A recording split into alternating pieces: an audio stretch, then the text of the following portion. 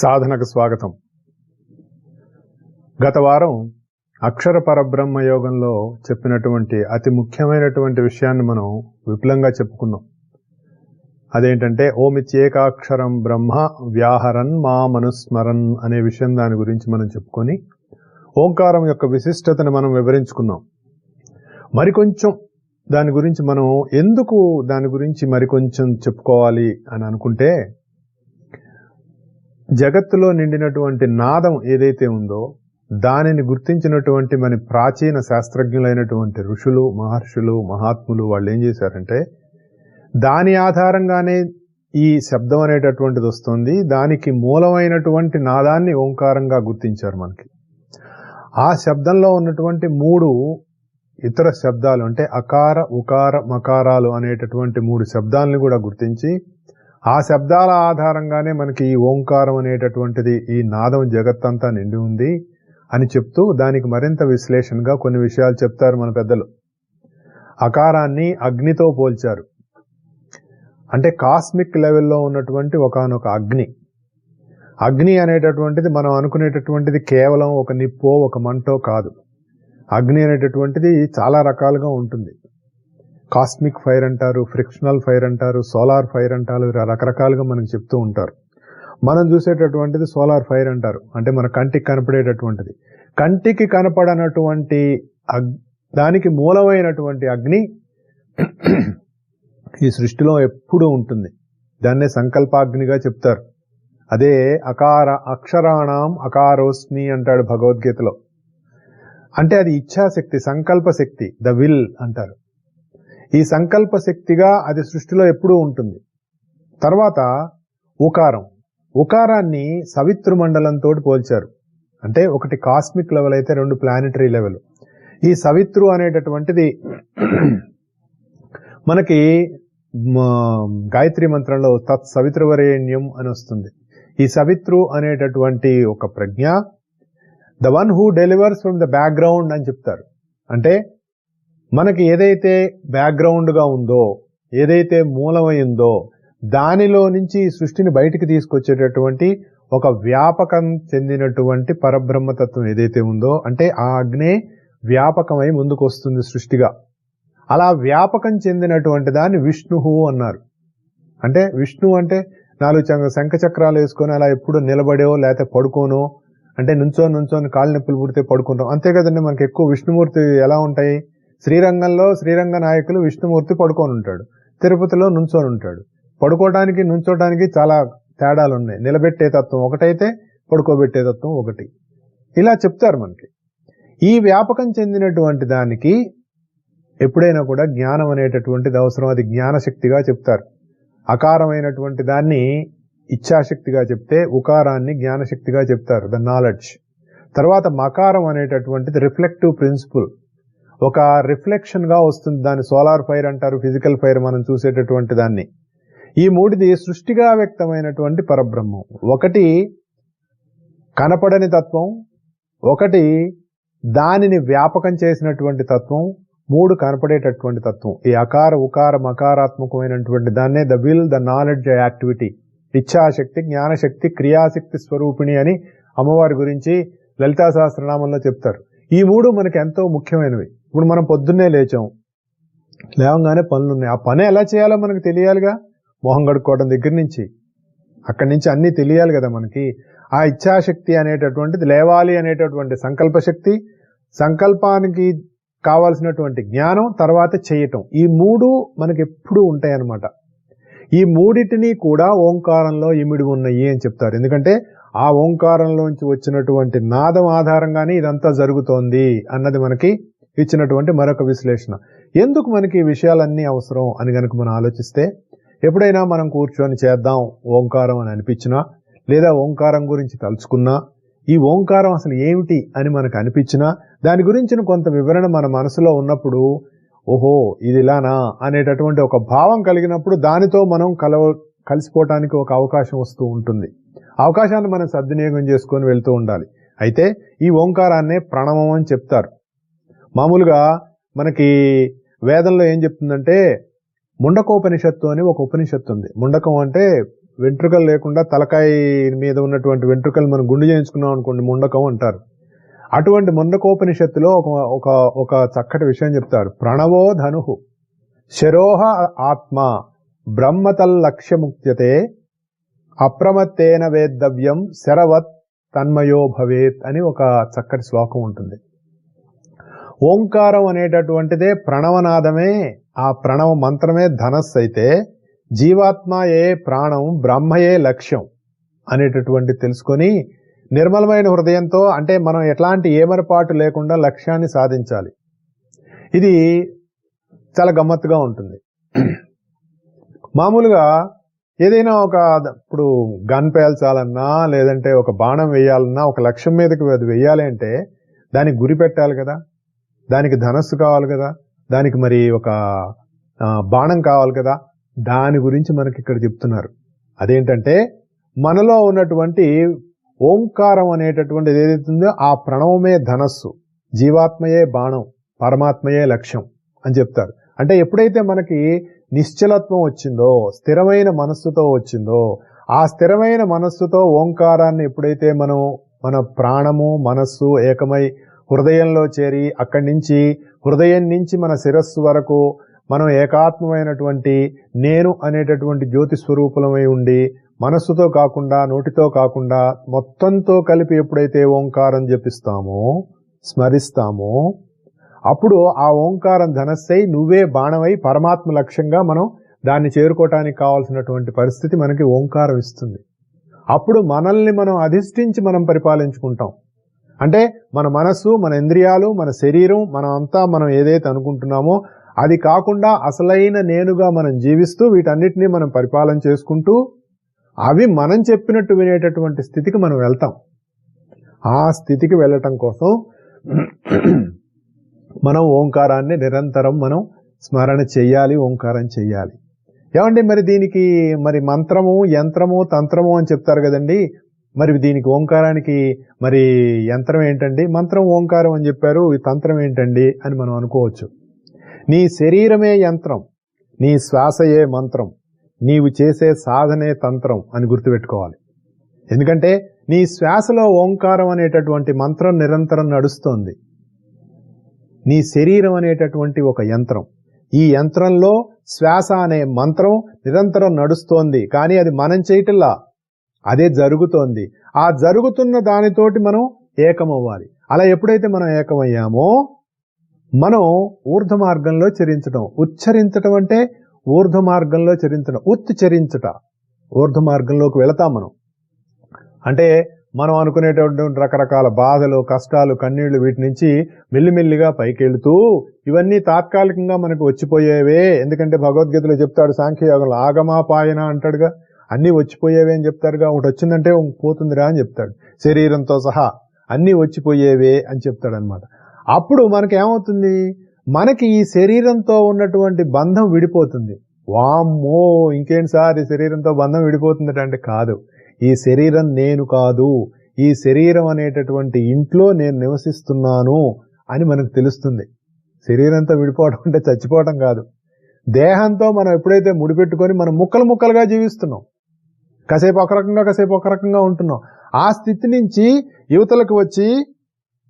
యువతలికి రావటం అంటే ఆ భావంలోంచి బయటకు వచ్చి నేనైన నేనుగా ఉంటున్నాను, ఈ శరీరాన్ని ఆశ్రయించుకొని నేను ఉంటున్నాను అనేటటువంటి ఒక భావనతోటి మనం ఈ శరీరంలో నివసిస్తూనే మనం ఉంటూ ఉంటాం.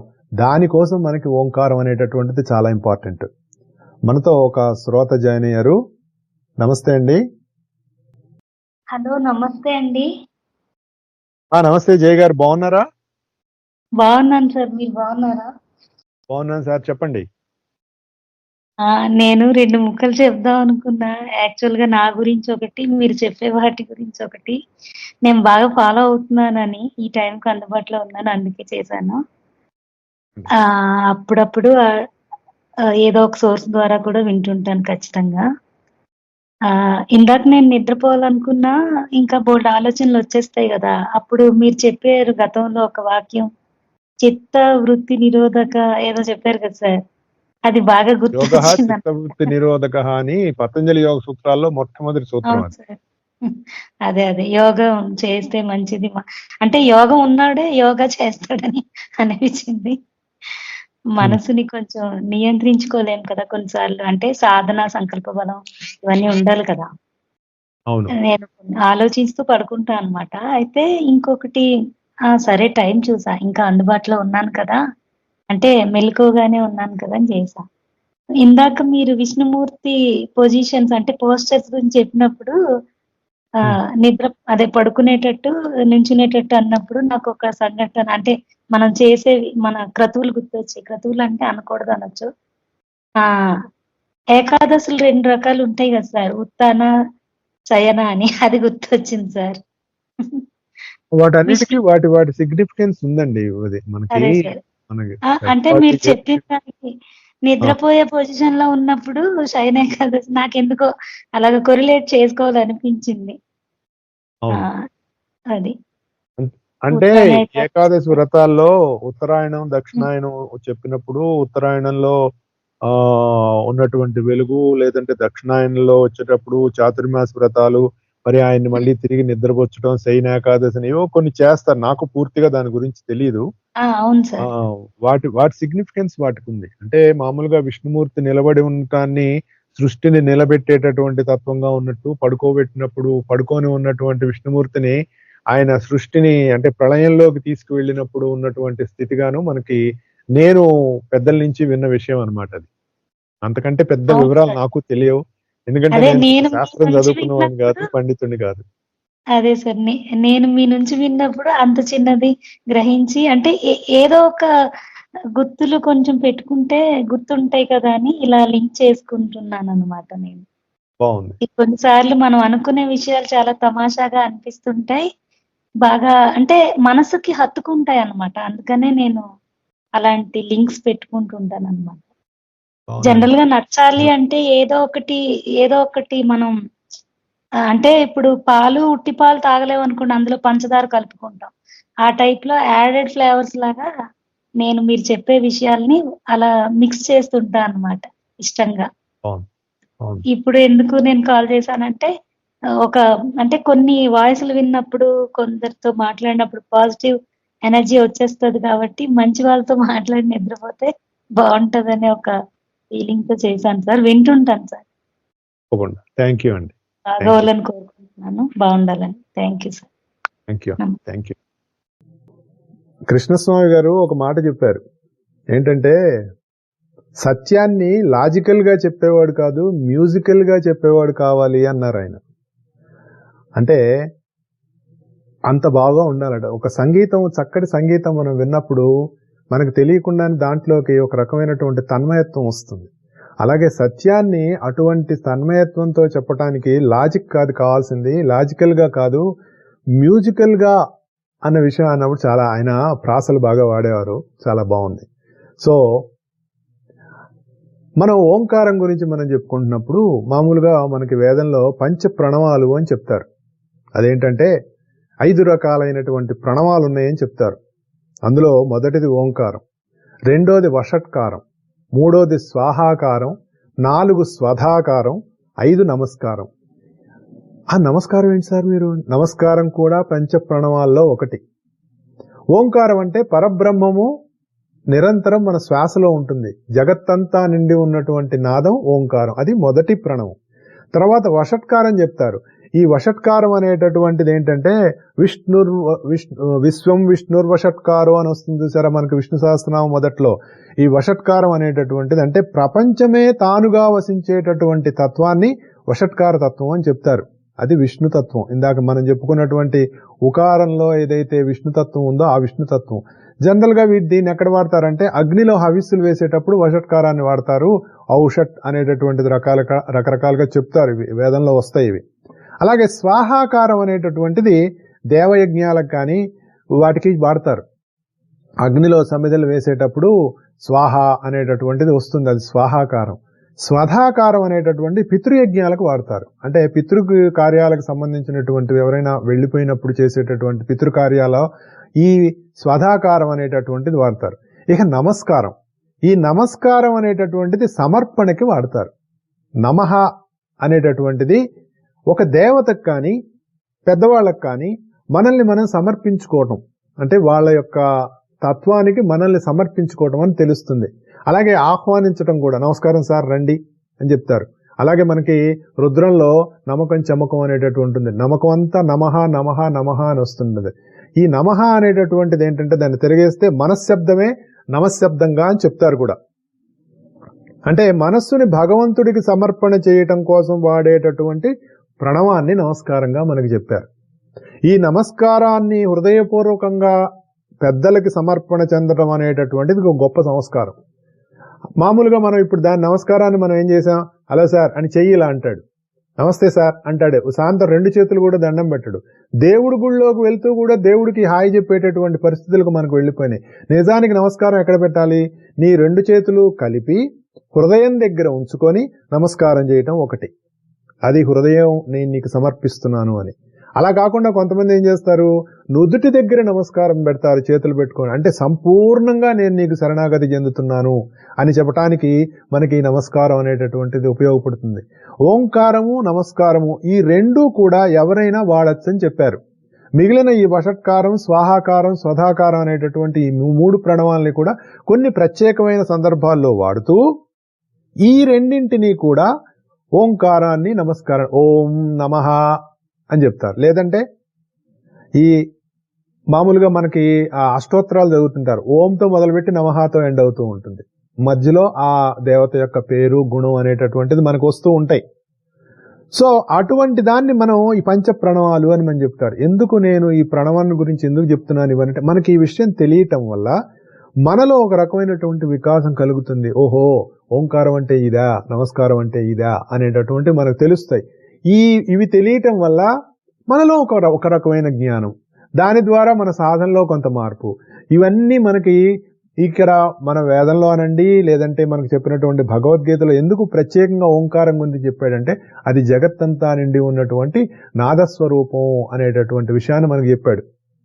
ఇక్కడ విచిత్రం ఏంటంటే 8వ శ్లోకం దగ్గర నుంచి అభ్యాస యోగ యుక్తేన చేతసా నాన్యగామిన అనే శ్లోకం దగ్గర నుంచి ఓమిత్యేకాక్షరం బ్రహ్మ వ్యాహరన్ మా మనుస్మరన్, వ్యాహరన్ అంటే ఉచ్చరించు, మాం నన్ను అనుస్మరించు అంటే నన్ను స్మరించు, ఉచ్చరిస్తూ నన్ను స్మరించడం అంటే చెప్పుకున్నాం మనం. దాన్ని వింటూ ఉన్నప్పుడు మనలో ఒకానొక పాయింట్కి ఏమైపోతుందంటే ఆ రెండూ కూడా ఏకమవ్వటం అనేటటువంటిది ఒక స్థితి వస్తుంది. ఆ స్థితి వచ్చినప్పుడు మనకు తెలియకుండానే నేను అనేటటువంటి ఒక ప్రత్యేక స్థితి నుంచి నేను అనేటటువంటి జగద్వ్యాపితమైనటువంటి అసలైన నేనులోకి మనం ప్రవేశిస్తాం. అలా మనం ఎప్పుడైతే ప్రవేశిస్తామో మనకు తెలియకుండానే మన మనస్సు మనం అనుకునేటటువంటి స్థితి దాటి పైకి వెళ్ళిపోతుంది. మన ప్రపంచం వేరుగా ఎప్పుడు కనపడుతుందంటే, మన మనసు కొంచెం కింద ఉన్నప్పుడు, మన మనసులో ఒక రకమైనటువంటి ఆ ఉన్నత స్థితి నుంచి కొంచెం దిగువ కింద ఉన్నప్పుడు మనకు తెలుస్తుంది. మనం ఈ సాధన ఇలా చేసుకుంటూ అలా ఓంకారాన్ని స్మరణ చేస్తూ ఉన్నప్పుడు మనం ఏమవుతుంది, మనకంటే వేరుగా ఉన్న ప్రపంచం నుంచి పైకి వెళ్ళిపోతాం మనం. అప్పుడు ఏమవుతుంది, తనకి తాను అనేటిది తెలియకుండా మొత్తం ఏదైతే మనం చూస్తున్నామో ఇదంతా ఒకే ఒక తత్వంతో నిండి ఉంది అనేటటువంటి ఒక భావనలోకి మనం వెళ్ళిపోతాం. అంటే అన్యము లేని ప్రజ్ఞ అనేటటువంటి, అంటే ఇతరము లేనటువంటి ఒక ప్రజ్ఞ స్థితికి మనం వెళ్తాం. ఆ స్థితికి వెళ్ళినప్పుడు ఏమవుతుంది, దాన్ని అనన్య స్థితి అంటారు. మామూలుగా రాజవిద్య రాజగుహ్యోగంలో అనన్యాశ్చింతయంతో మాం అని చెప్తాడు. ఈ అనన్య స్థితికి మనం వెళ్ళినప్పుడు ఏమవుతుందంటే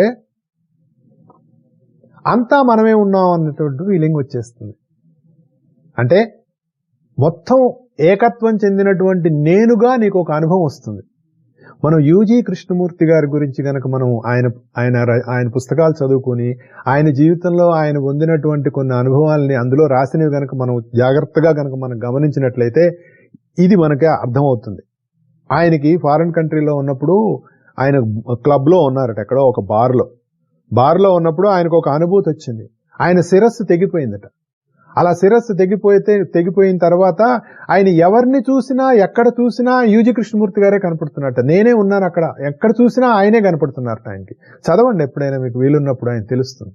అంటే అంతటా నిండి ఉన్నటువంటి ఒక ఏకత్వ స్థితిని ఆయన అనుభవం చెందారు. అది ఇక్కడ భగవంతుడు చెప్తున్నాడు మనకి. అప్పుడు ఏమవుతుంది, మరి అంత స్థితి పొందిన తర్వాత ఆయన మళ్ళీ అందరితోటి ఆయన మాట్లాడారు కదా.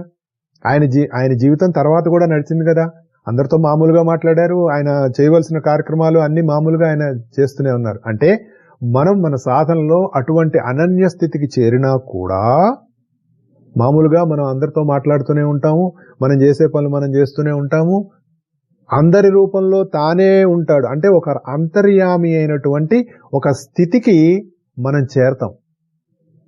అలా చేరినటువంటి వాడు పరబ్రహ్మంతో యోగం చెందినటువంటి వాడు అనేటటువంటి విషయాన్ని ఇక్కడ అర్జునుడికి భగవంతుడు చెప్తున్నాడు. ఇది చాలా ఎలా అనిపిస్తుందంటే మనకి చాలా అర్థం కానట్లుగా, అన్నప్రాసంలో ఆవకాయ తిన్నట్టుగా ఇదంతా చాలా ఇదిగా ఉందండి అని అనిపిస్తుంది. దీనిని మరలా మనం మననం చేసుకుంటూ దాని గురించి ఆలోచిస్తూ మెల్లిమెల్లిగా మన సాధనలోకి మనం తెచ్చుకుంటూ అర్థం చేసుకోవడానికి ప్రయత్నం చేస్తూ పుస్తకం చదువుకున్న తర్వాత మనకు అర్థమైన దాన్ని ఎక్కడైనా మనకు అర్థం కాకపోతే దాన్ని ఇంకా మరింతగా అర్థం చేసుకోవడానికి ప్రయత్నం చేస్తూ మనం గనక ముందుకు వెళుతూ ఉన్నప్పుడు మాత్రమే దీనిలో ఉన్నటువంటి స్థితి తెలుస్తుంది, లేకపోతే మనకు తెలియదు. అయితే ఇక్కడ ఇంకొక విషయం చెప్తూ ఉన్నాడు. అనన్యచేత సతతం యో మాం స్మరతి నిత్యశః తస్యాహం సులభః పార్థ నిత్యయుక్తస్య యోగినః. అంటే ఆ స్థితిలో, అనన్య స్థితిలో కలిగినటువంటి ఎరుక వలన, నిత్య స్మరణ వలన, ఎప్పుడో ఒక ధ్యాన తత్పరుడై అవటం వలన యోగి నన్ను సులభంగా తెలుసుకుంటున్నాడు అని చెప్తున్నాడు. అంటే ఎవరైతే అనన్య స్థితిలోకి వెళతారో వాళ్ళు యోగత్వం చెందినటువంటి వాళ్ళు. యోగత్వం అంటే, యోగం అంటే ఏమీ లేదు, ఒకటవటమే యోగం. ఎవరితోటి ఒకటయ్యాడు? తాను వేరు అన్న భావం నుంచి అంతటా నిండి ఉన్నటువంటి అసలైన నేనుతో ఏకత్వం చెంది ఉన్నాడు. ఎందుకు? తన మనస్సు, తన ఇంద్రియాలు ఇవన్నీ కూడా అతనితోటి మనకి యాడ్ అయిపోయి ఉన్నాయి అనమాట. అటువంటి స్థితిలో అనన్య చింతనము అంటే ఇతరము లేనటువంటి చింతనము కలిగి, సతత చింతనము ఆల్వేస్ అదే స్థితిలో ఉంటూ, నిత్యము స్మరిస్తూ నిత్యయుక్తత అనేటటువంటి 4 స్థితిలో ఉన్నటువంటి వాడు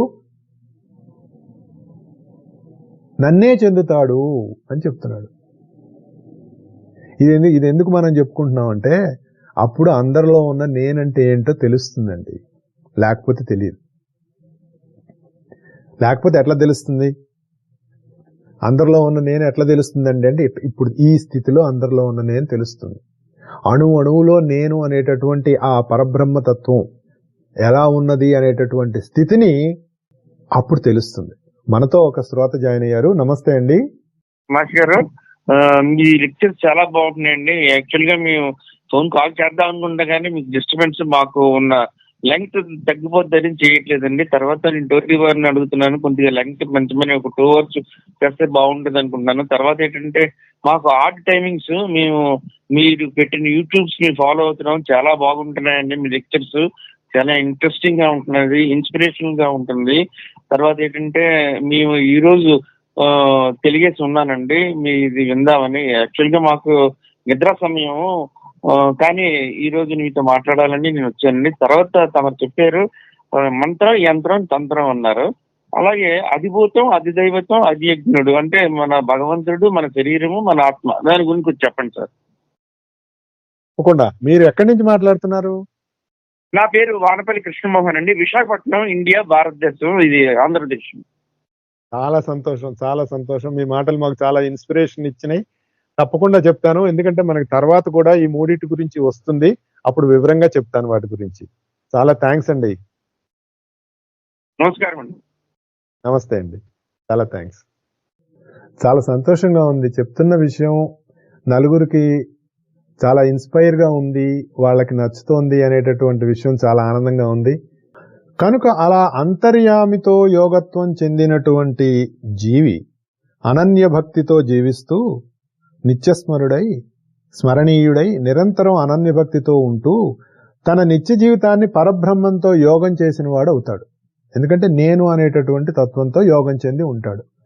కనుకనే అతడు నిత్యముక్తుడు అని చెప్తాడు. ముక్తి చెందినటువంటి వాడు. ముక్తి మోక్షం అంటే అది, అంతేగాని మొత్తం టపా కట్టేయటం కాదు.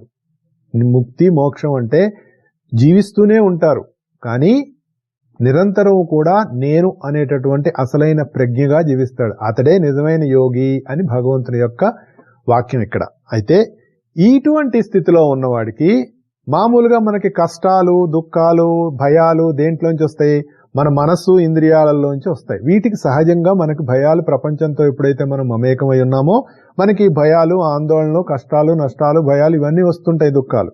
కానీ ఎవడైతే ఇట్లా నేను అనేటటువంటి ఆ ప్రజ్ఞతో యోగం చెంది తానుగా ఉంటాడో అటువంటి వాడికి దుఃఖాలతో కూడిన పుట్టుకను సాధకుడు పొందడు అనేటటువంటి విషయాన్ని చెప్తున్నాడు ఇక్కడ. మళ్ళీ మాముపేత్య పునర్జన్మ దుఃఖాలయమశాశ్వతం నాప్నువంతి మహాత్మన సంసిద్ధిం పరమాంగతా అంటాడు. అంటే ఈ విధంగా నన్ను పొందినటువంటి మహాత్ములు పరమపదం చేరి శాశ్వత సిద్ధి పొందుతారు. అశాశ్వతము దుఃఖము కలిగినటువంటి జన్మలు మళ్ళీ పొందరు. ఎందుకు పొందరు? వాళ్ళు కిందకి దిగి రావట్లా, ఆ నేను అనేటటువంటి తత్వంతో ఉంటున్నారు. అంటే దుఃఖాలు పొందడు అంటే దుఃఖాలు పొందేటటువంటి స్థితి వాళ్ళ మనస్సుకి కలగదు అని అర్థం. ఎందుకంటే దేహంలో ఉన్నటువంటి అంతర్యామి అయినటువంటి తనతోటే కానీ దేహంతో సంబంధం పెట్టుకోడు. ఎప్పుడైతే దేహంతో సంబంధం పెట్టుకున్నాడో మనసు, ఇంద్రియాలు వాడిని కమ్మేస్తాయి. నేనుగానే జీవిస్తూ ఉంటాడు. ఆ స్థితికి మనకి వెళ్ళాలి. దీని గురించి కొంచెం దానికి టెక్నికల్ గా మనం ఎలా అర్థం చేసుకోవాలి అంటానికి చక్కటి ఉదాహరణలు ఇచ్చారు. మా గురువుగారు శంఖారావం అనే పుస్తకంలో దీని గురించి చాలా అద్భుతంగా వివరించారు. దాంట్లో చెప్తారు, మామూలుగా మనం నేను అనేటటువంటిది పరబ్రహ్మ స్వరూపమైనటువంటిదో, జగత్తంతా వ్యాపించి ఉన్నటువంటిదో, మహాత్ముడైనటువంటి ఒకానొక ప్రజ్ఞ ఉంది మనలో. ఆ నేనే అసలైన నేను. ఆ నేను కాకుండా మనం ఏమనుకుంటున్నాం? మనం రకరకాల నేనులతోటి మనం పిచ్చెక్కిపోతూ ఉన్నాం, కొట్టుకుంటున్నాం ప్రపంచంలో. మనం అనుకునే నేను వేరు, మనల్ని మనం గుర్తించుకునే నేను వేరు, అసలైన నేను వేరు. అయితే దీని కిందట 7 రకాలైనటువంటి లేయర్స్ ఉన్నాయట. కక్షలు అంటారు, లేదంటే ప్రజ్ఞలు రకరకాలుగా ఉంటాయి. ఈ 7 రకాలైనటువంటి ప్రజ్ఞలు అంటే మనకి ఎలా చెప్పుకోవచ్చు అంటే, దాంట్లో 6 ప్రజ్ఞలు ఏంటంటే మామూలుగా మన భౌతికము, ప్రాణమయము, మనస్సు, మన తెలివితేటలు, మనం పొందే ఆనందాలు, ఇవన్నీ ఒక 6 ప్రజ్ఞల కిందకు వస్తాయి. ఈ 6 ప్రజ్ఞలకి పైన 7వదైనటువంటి దాన్ని బుద్ధి అంటారు. ఈ బుద్ధికి పైన అసలైన నేను ఉంటుంది. మళ్ళీ ఈ బుద్ధిలో 2 ఉంటాయట, అంటే 2 ఫ్లోర్లు ఉంటాయి. ఈ 2 ఫ్లోర్లలో లోయర్ లెవెల్లో బుద్ధి ఉంటుంది, హయ్యర్ లెవెల్లో ఒక ప్యూర్ లెవెల్ ఉంటుందట. ఆ ప్యూర్ లెవెల్ ఏమంటారంటే బ్రహ్మ ప్రజ్ఞ అంటారు. దాన్ని బ్రహ్మలోకం, సత్యలోకం అని చెప్తారు చూసారా. మామూలుగా మనకి భూర్భువ స్వహ అనేటటువంటివి 7 లోకాలుగా చెప్తారు. ఓం భూహు, ఓం సువహ, ఓం మహహ, ఓం జనహ, ఓం తపహ, ఓం సత్యం అని మనకు మామూలుగా చెప్తారు. 7 లోకాల ప్రజ్ఞలు ఎక్కడి నుంచి ఎక్కడి వరకు ఉంటాయి అవి మనకి? మన మూలాధారం నుంచి మన శిరస్సు పైన సహస్రారం వరకు ఉన్నటువంటి 7 కేంద్రాలకి ఈ 7 లోకాల ప్రజ్ఞలకి లింకప్ ఉంది అని చెప్తారు. దీనికే మనకున్నటువంటి 7 గ్రహాలకి లింకప్ ఉందని చెప్తారు. ఈ 7 కేంద్రాలకే సప్తఋషి మండలాలతోటి లింకప్ ఉంది అని మనకు చెప్తారు. ఇవన్నీ రకరకాలుగా మనకి ఇచ్చారు. యోగ శాస్త్రంలో ఒక రకంగా ఉంటుంది, వేదంలో ఒక రకంగా ఉంటుంది, మరి ఇంకొక ఉపనిషత్ సారంలో ఒక రకంగా ఉంటుంది. ఇవన్నిటికీ చెప్పినా మనం ముఖ్యంగా గుర్తుంచుకోవాల్సింది ఏంటంటే, మనకు భౌతిక శరీరం ఉంది, ప్రాణమయ శరీరం ఉంది, మన మనస్సు, మన మనోమయ లోకం ఉంది, మనకున్న తెలివితేటలు, జ్ఞానం, విజ్ఞానం ఉన్నాయి, మనకున్నటువంటి ఆనందమయ కోశం అనేటటువంటి ఉన్నాయి. ఈ అన్ని కోశాలు కూడా 6 ప్రజ్ఞలకు సంబంధించినవి. దీని పైన ఉన్నటువంటిది బుద్ధి. దానికి కొంచెం పై లెవెల్లో ఉన్నటువంటిది, అంటే ఒకే కక్షలో 2 లేయర్స్ గా బుద్ధి, దానిపైన సత్యలోకం అనేటటువంటి సత్యము, ప్యూర్ లెవెల్ అనేటటువంటిది ఒకటి ఉంటుంది. ఎప్పుడైతే మనం మన సాధనలో ఈ లోయెస్ట్ లెవెల్ అయినటువంటి ఫిజికల్ లెవెల్ నుంచి మెల్లిమెల్లిగా ప్రాణమయం, మనోమయం, విజ్ఞానమయం, ఆనందమయం అలా దాటుకుంటూ బుద్ధి కూడా దాటి మనం ఎప్పుడైతే ఆ ప్యూర్ లెవెల్, ఆ సత్యలోకం అనేటటువంటి స్థితికి మనం ఎప్పుడైతే టచ్ అవుతామో, ఆలోచించండి ఒకసారి. అంటే మనం డౌన్ ఫ్లోర్ లో ఉన్నాం, అది దాటి 7th ఫ్లోర్ కి మనం వెళ్ళాం. 7th ఫ్లోర్ లో కూడా మళ్ళీ 2 ఫ్లోర్లు ఉన్నాయి. హైయెస్ట్ ఫ్లోర్ కి మనం ఎప్పుడైతే చేరతామో అక్కడికి వెళ్తే ఏముంది? ఓపెన్ టెర్రాసే కదా. ఓపెన్ టెర్రాస్ అంటే అక్కడ నీకు లిమిటేషన్ ఏం లేదు కదా. ఆ స్థితికి మనం ఎప్పుడైతే వెళ్తామో, అంటే అన్లిమిటెడ్ స్టేట్ కి మనం ఎప్పుడైతే వెళ్తామో, మళ్ళీ మనం కిందకి అక్కడే హాయిగా అనిపిస్తుంది ప్రజ్ఞగా. ఎందుకు? అక్కడ ఉన్నటువంటి వాడికి అంతటా నిండి ఉన్నటువంటి వెలుగు కనపడుతుంది. వాడి కిటికీలోంచి ఆకాశం చూడక్కర్లా, వాడు ఎటు చూసినా ఆకాశమే ఉంటుంది వాడికి. ఆ స్థితికి ఎప్పుడైతే వెళతామో వాడు తిరిగి మళ్ళీ కిందకి జారడో అనేటటువంటిది మనం అర్థం చేసుకోవాలి. ఇది ఒక సైంటిఫిక్ అనాలిసిస్. ఇవన్నీ కూడా మనలోనే ఉంటాయి. ఈ పర్టికులర్ లేయర్స్ అన్నీ కూడా మనం ఏ లేయర్లో ఉన్నాము అనే దాన్ని బట్టి మనకు ఉంటుంది. అంటే అయితే దీనికి అన్నిటికంటే పైన ఉన్నదటువంటి ఏంటిది? అబౌవ్ 7th 8th లేయర్ ఉంది ఇంకోటి. అదే అసలైనటువంటి నేను. అంటే 7th వెళ్లకుండా 8th ఎలా వెళ్తాం మనం?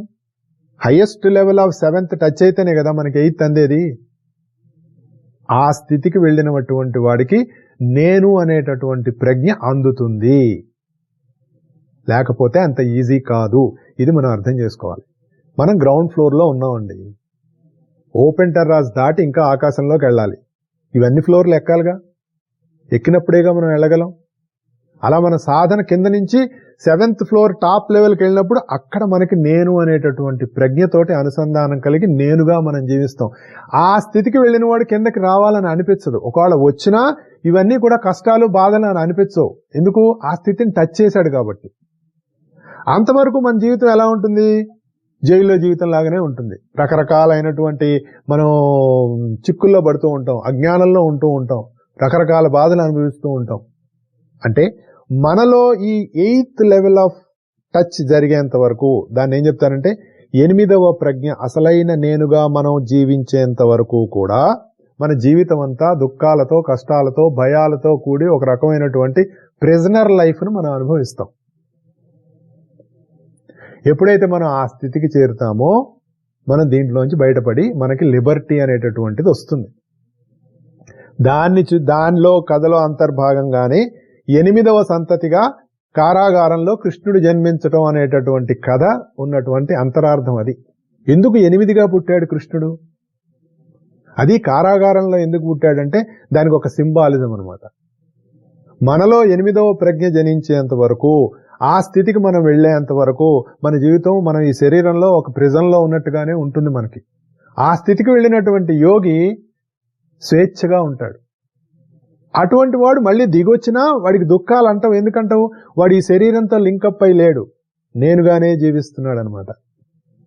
అయితే ఈ కింద లోకాల్లో మనం ఎప్పుడైతే జీవిస్తూ ఉంటామో ఫిజికల్ లెవెల్లో ఉండేటటువంటి వాళ్ళల్లో మనలో ఎక్కువ మన భౌతిక శరీరానికి సంబంధించినవే ఉంటాయి.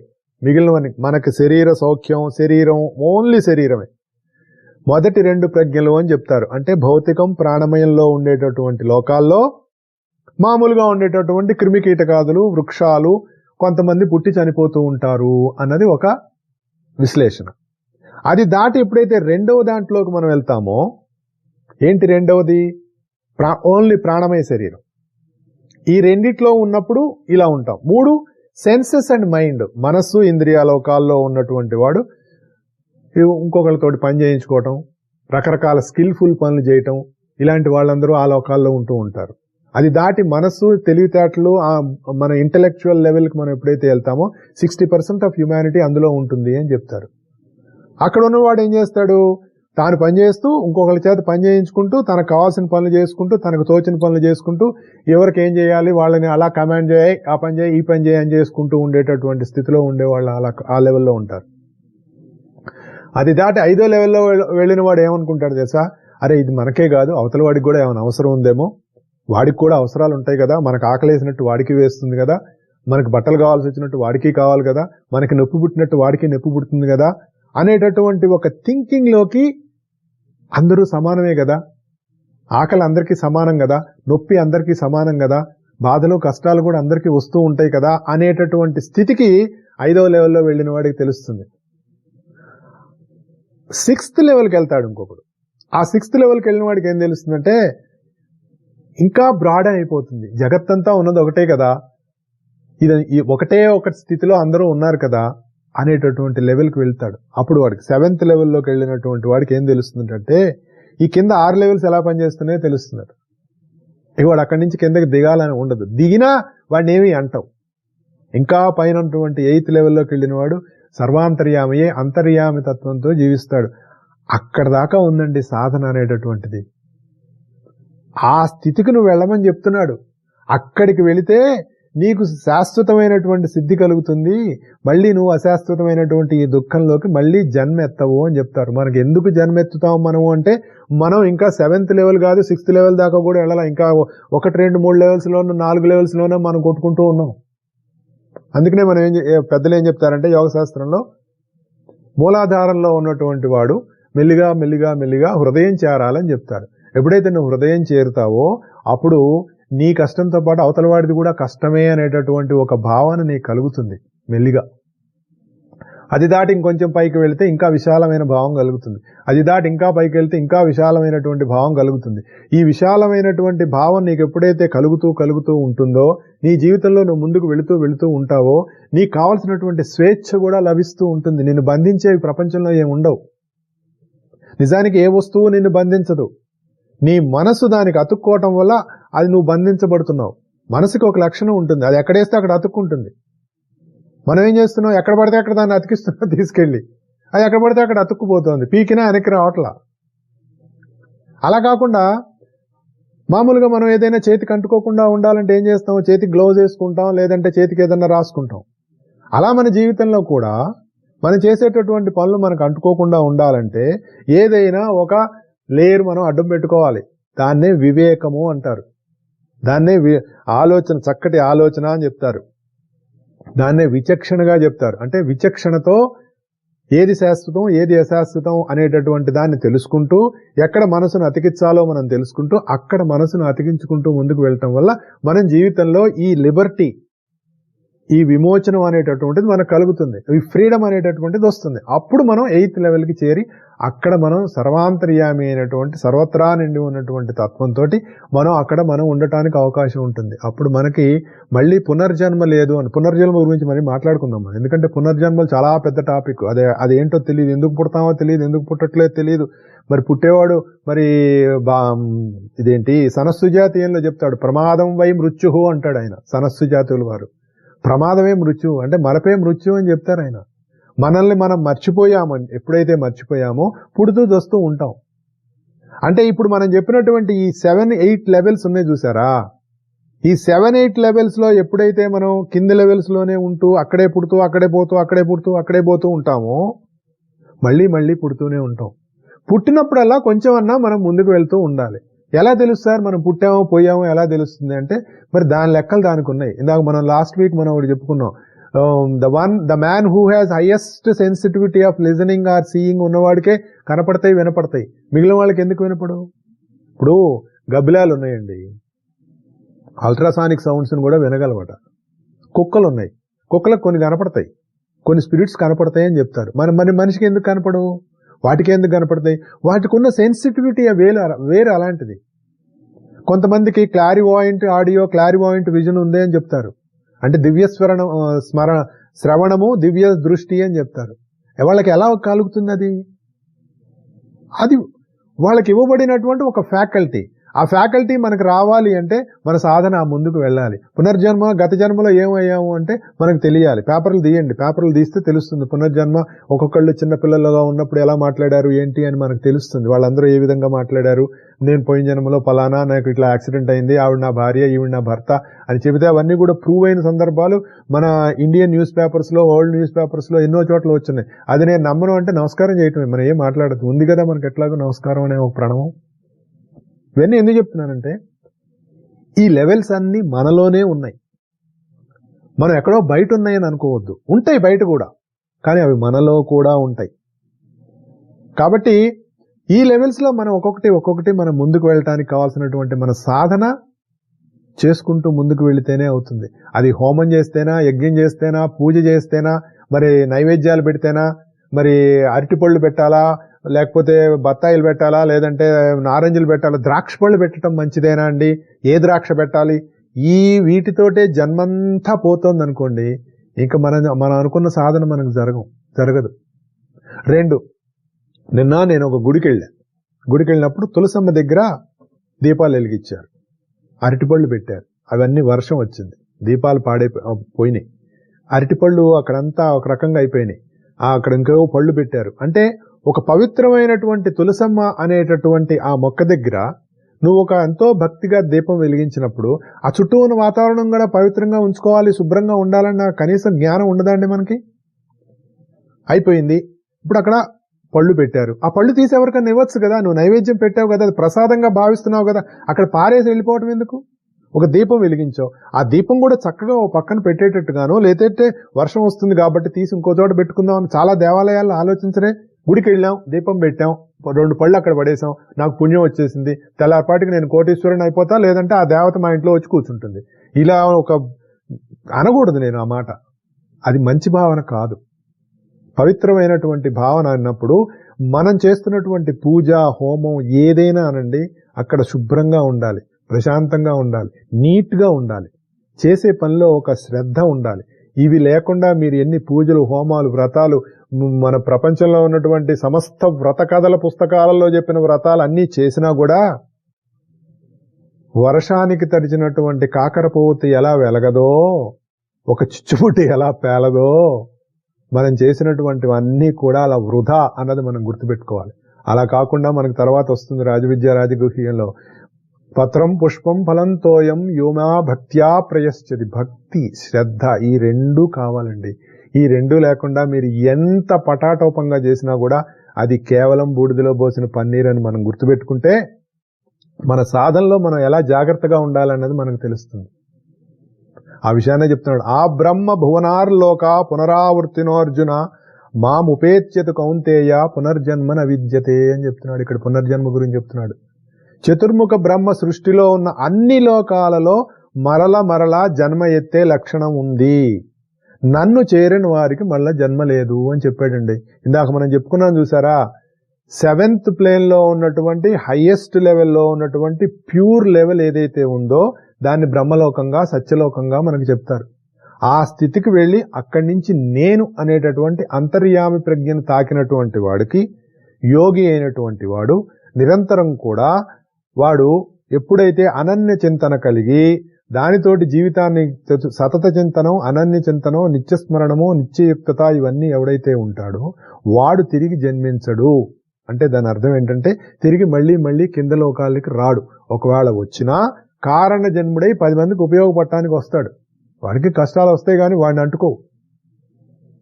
ఎందుకు? ఒక లేయర్ ఏదో తొడిగి వేసుకుంటాడు. అది ఆ టెక్నిక్ మనకి పెద్దలు మనకిచ్చారు. దానికోసమే వివేకము, వివేచన, ఆలోచన అనేటటువంటిది. వివేకం అనే ఖడ్గంతో, అసంగత్వం అనే ఖడ్గంతో నువ్వు ఈ బంధాలని తెంచుకోమని చెప్తాడు మనకు ముందు భగవద్గీతలో. సో ఈ విషయం మనకు తెలుసుకున్నప్పుడు మన జీవితంలో మనం పడుతున్నటువంటి బాధలకి, కష్టాలకి, నష్టాలకి, భయాలకి, వీటన్నిటికీ కూడా సొల్యూషన్ ఎక్కడుంది భగవద్గీతలో అంటే ఇదిగో ఇక్కడ ఉంది. పలానా వెంకట్రావు గారికి ఒంట్లో బాగాలేదుట, ఈ మందు వేసుకొని భగవద్గీతలో రాసి ఉండదండి. పలానా సుబ్బారావు గారు అమ్మాయికి పెళ్లి కాలేదుట అని భగవద్గీతలో రాసి ఉండదు. ఆ ప్రాబ్లమ్స్ ఏదైతే అనుకుంటున్నాడో, ఒరే నాయన నువ్వు ఇక్కడ కొట్టుకుంటున్నావురా, దీని నుంచి నువ్వు పైకెక్కితే నీకు ఈ ప్రాబ్లం లేదు అనేటటువంటి దాన్ని నీకు భగవద్గీత అందిస్తుంది. అందుకు మనం భగవద్గీత చదువుకొని మనలోకి దించుకొని మన ఆచరణలోకి దాన్ని మనం తెచ్చుకోవాల్సిన అవసరం ఉంది. ఇది ఆచరణ గ్రంథం, పారాయణ గ్రంథం కాదు. ఒక అక్షరం చదివితే మోక్షం వస్తుంది, లేదంటే ఒక వాక్యం చదివితే మోక్షం వస్తుంది. కిమ్మిన్ నాస్తి రాదు, నిమ్ముకుంటుంది. గుర్తుపెట్టుకోండి. ఈ భావాలన్నిట్లో మనం ఇరుక్కుపోతున్నామంటే మనం అనుకునేటటువంటి చుచ్చుబుడ్డి నిమ్ముకుంది, అది వెలగదు, అయిపోయింది. అది మనకి తెలియాలి. అది తెలియటం కోసమే మనకి భగవద్గీత అవసరం. ఈ జ్ఞానాన్ని మనం ముందు పెట్టుకొని, ఈ జ్ఞానాన్ని మనం మనసులో ఉంచుకొని, మనం ఇంకా ఏ ఇతర గ్రంథం చదువుకున్నా దాంట్లో ఉన్నటువంటి ఎన్నో రహస్యాలు మనకు తెలుస్తాయి. లేకపోతే మనం వాటిలో చెలువల పలువలోకి వెళ్ళిపోతాం, లాజిక్లోకి వెళ్ళిపోతాం. ఎప్పుడైతే మనం లాజిక్లోకి వెళ్ళిపోయామో మ్యాజిక్ మిస్ అయిపోతాం మనం. అది మనకి భగవద్గీత మనల్ని ఎప్పుడు హెచ్చరిస్తూ ఉంటుంది.